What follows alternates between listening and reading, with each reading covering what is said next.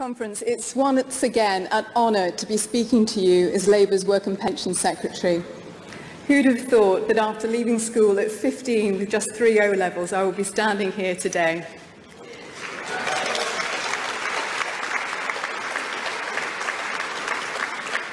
The passion I feel about building a fairer society has been with me for as long as I can remember. For over 20 years, I worked to tackle inequalities in communities and beyond. And that's what drove me into politics. The more you get into what determines inequality, the more you realise that inequality is not inevitable, it's constructed. The type of society we have, the tolerance and even the trust we feel towards one another reflects how fairly we divide up our collective wealth. Ultimately, this comes down to political choices and leadership. And people are seeing this now. They're seeing the stark contrast between Theresa May's Tories protecting an increasingly wealthy elite and Labour under Jeremy Corbyn, whose entire political life has been dedicated to the many, not the few.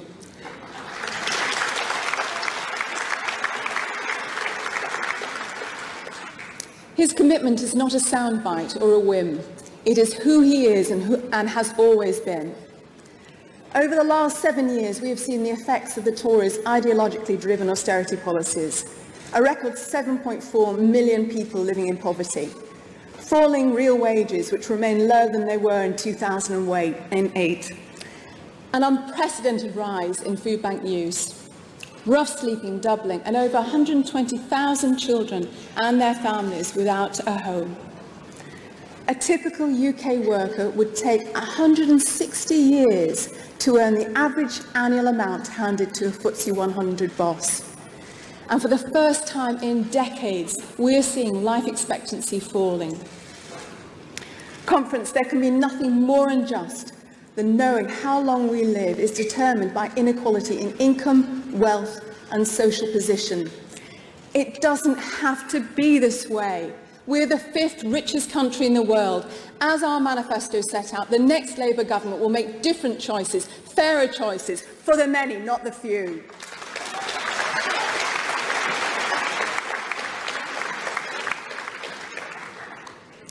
These widening inequalities have stifled growth too. Differences in growth across the UK have led to inequalities in our labour market as well. But the Tory social security policies have failed to respond to this changing world of work, where workers are often stuck in an endless low-pay, no-pay cycle. As one of my constituents, a single mum who works as a nurse in a local hospital, came to see me at one of my surgeries in Oldham recently. In the process of transferring onto universal credit from tax credits, she had to wait more than 6 weeks for a payment, as over 1 in 4 people do. This delay and a number of other administrative issues meant that she couldn't pay all of her rent. When she came to see me, she'd been served an eviction notice.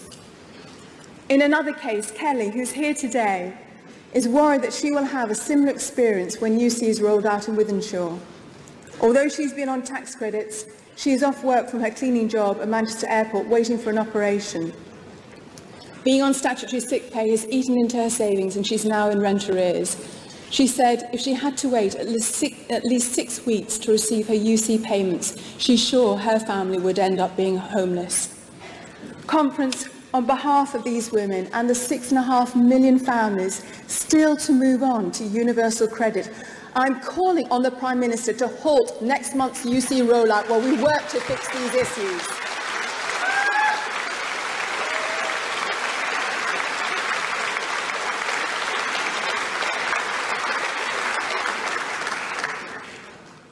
As we've heard, our social security system is also failing sick and disabled people.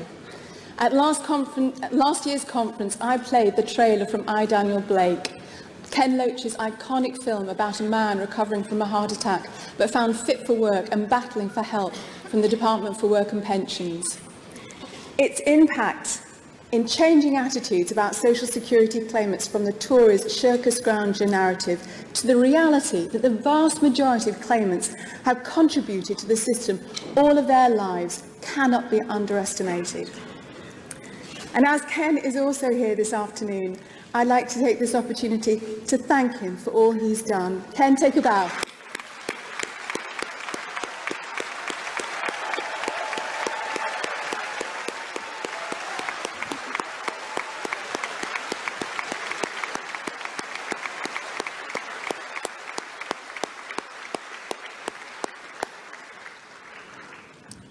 not many people know this, but over 2 million people nationally have seen I, Daniel Blake, and about 10 million across the world. So the impact, as I say, cannot be underestimated.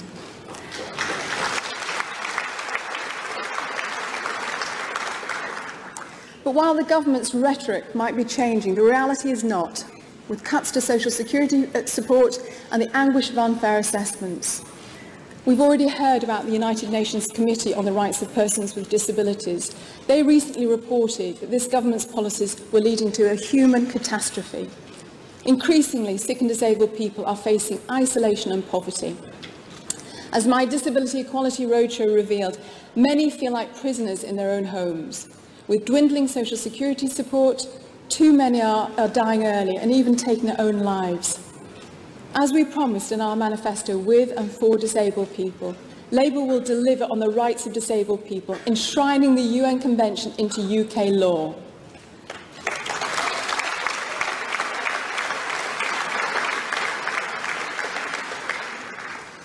Conference, a Labour government will transform our social security system from one that demonises to one that is supportive and enabling.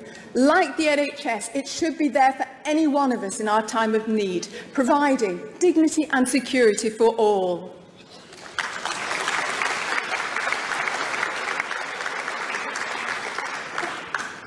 For older people, this Tory government has provided anything but dignity and security. Their failure to grapple with the pension system has left many with dwindling workplace pensions or worse. At the same time, the Tories have attacked the state pension, and promising to increase the age yet again. This has been most extreme for women born in the 1950s, many of whom have worked for well over 40 years and expected to retire at 60. The acceleration of women's state pension equalisation by this government has left hundreds of thousands of women in dire straits. I've heard of women sofa surfing in their 60s, living off the kindness of family or friends, having used up all of their savings because they can no longer do the work they used to do.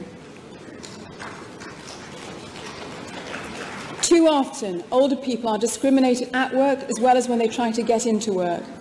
A government minister suggested that women should go and find an apprenticeship during a recent debate.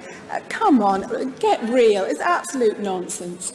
These women feel understandable anger that they have done the right thing and the government has failed to deliver its side of the bargain. I've been meeting with them on my national pensions tour. We promised in our manifesto to provide pension credit and additional support to the 2.5 million 1950s women still waiting to retire. And as a starter, I can announce today that a Labour government in power now would allow these women to retire up to 2 years early.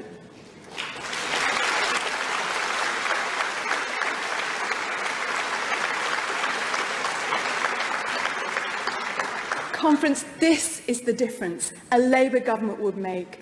My challenge to this government is to do the same and to do it now.